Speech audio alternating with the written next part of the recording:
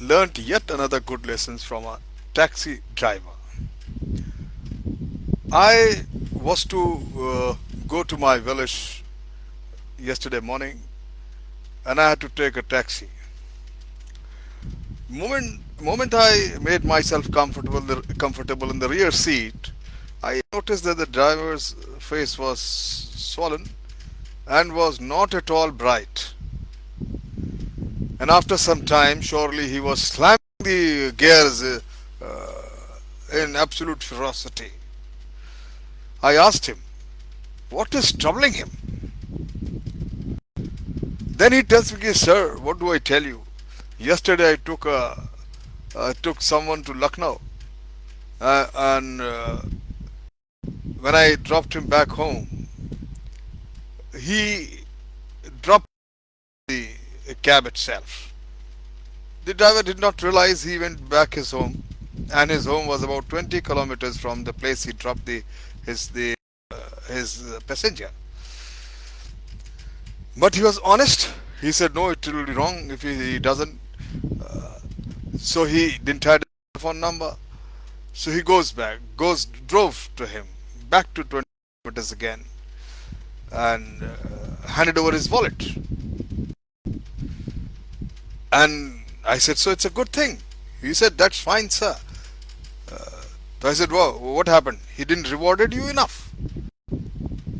And the driver responded, sir, it wasn't a reward I was looking for, or money. I simply wanted.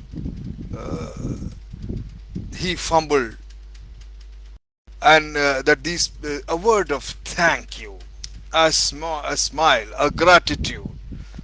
You see, I drove 20 kilometers back, petrol, time, effort, and everything. And this is how is indifferent to good gestures. He said he just didn't said a word. He just took the wallet and went in.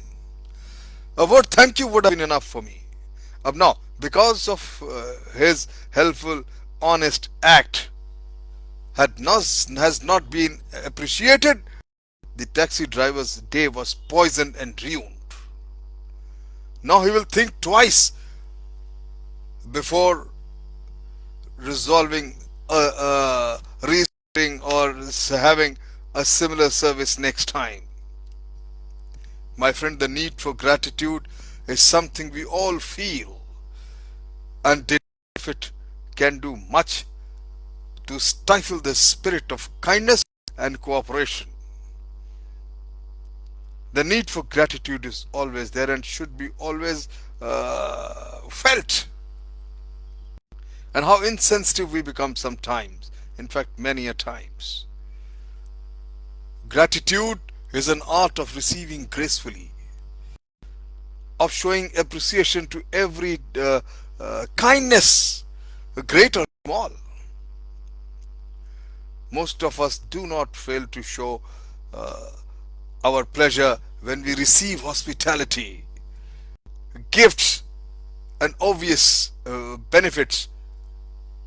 But over here, we can perfect our manners of showing gratitude by making it a personal and sincere as possible as much. Nothing hurts, my friend, the one who gives us so much as an often expression of thanks. Gratitude is something more than a personal affair, my friend. Remember, it is comforting thought that gratitude can not merely be a passing sentiment, but a renewal which can in some instances persist for a long time, even lifetime. People remember such small and sincere acts. It is simply above all in the little things that the grace of gratitude should be most employed. The boy who delivers our papers, the these days online purchases, food deliveries, the milkman, the mailman, the barber, the waitress in the restaurant, the elevator operator, all oblige us in one way or another. And we behave as if we don't even notice their existence. How cruel hearted and stone hearted we are. By showing our gratitude, we make routine relationships human and render monotonous tasks more agreeable, more pleasurable. I have noticed many people and a lot of my friends that they always warmly thank the hotel porters who opened the door for them. One day I asked a friend of mine why he took the trouble to do so much for all these people. He says very aptly that because he is taking the trouble, because these people are taking the trouble to do something for me. A good reply and a true reply. Sometimes a tip is called for, and then it is well to remember that a smile of personal word can more than the money or the reward or tip you can give. When they had finished their people their meals and they're when they're about to leave or something,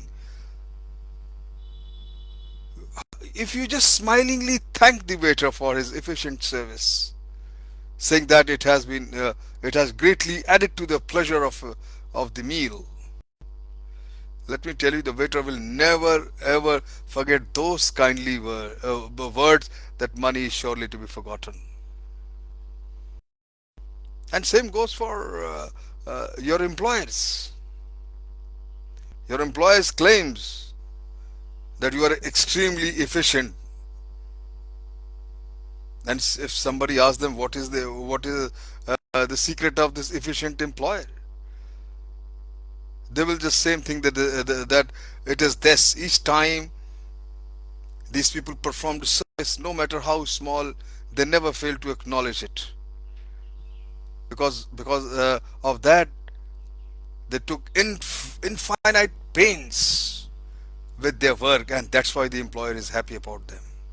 Nothing brightens life, my friend, uh, our own and others, so much as the spirit of thanksgiving. A doctor I know, he's in here in Kanpur itself, a friend of mine. When he prescribes in many cases of neurosis, when he called his he called this thank you cure. When a patient comes to him discouraged, pessimistic, and full of his own woes, but without any symptoms of a serious ailment, he would give them the advice: for 6 weeks, I want you to say thank you. Whenever anyone does you a favor, and to show you mean, it emphasizes words with a smile. But no one ever does me a favor. The patient might complain. Whereupon, borrowing from scriptures, some anecdotes, some parables, the wise doctor would reply, and you will find.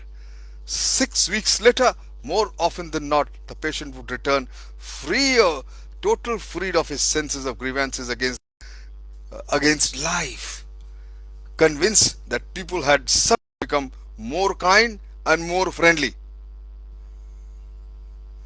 My friend, some persons refrain from expressing their gratitude because they feel it will not be welcome. Don't think so. If suppose you can't thank him at you forget something, whenever you visit again or whenever you time, get back and say it will have a similar effect. My friend, gratitude is something of which none of us can give so as much. For on the smiles, the thanks we give, our little conjectures of appreciation, our neighbors their mind the philosophy of life.